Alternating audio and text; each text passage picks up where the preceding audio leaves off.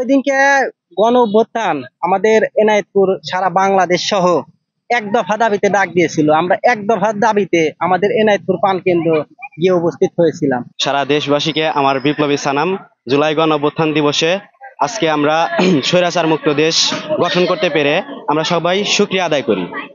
জুলাই গণ অভ্যুত্থানে সারা দেশব্যাপী যেটা ঘটেছিল, সাধারণ মানুষজন, ছাত্র সমাজ সহ যারা দিনমজুর আছেন তাদের যেই জনস্রোতটা ছিল, ফ্যাসিবাদী আওয়ামী লীগের বিরুদ্ধে যেই গণজোয়ারটা ছিল, সেটার পরিপ্রেক্ষিতে এনায়েতপুরেও সবাই সংগঠিত হয়। 4 তারিখে আমরা 3 তারিখে নাইট ডিউটি করে আইছি থানা।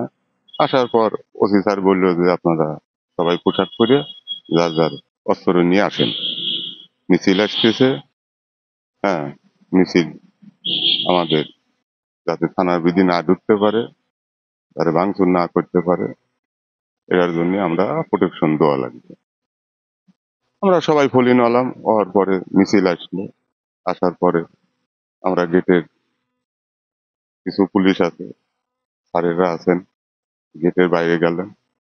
যাও, ওদের অনুরোধ করলো যে আপনারা দিলি করেন না, ঠিক আছে, আপনারা দাবি দুবা কি আছে না আছে আপনারা বলেন, এটা আমরা মানবো। আপনারা থানার বিধি দিলি করেন না, কোনো নাশকতা আপনারা করেন না।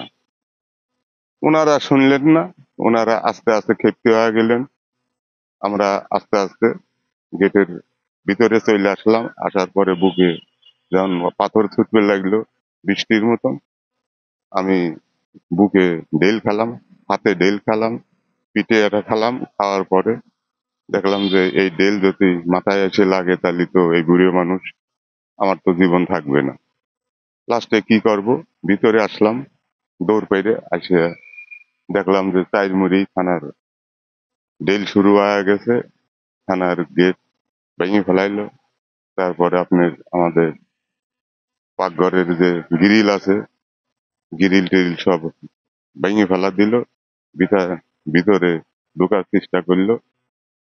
আমরা ভয়তে বাথরুমের ভিতরে যায়া প্রায় 20 থেকে 25 মিনিট যায়া বসেছিলাম।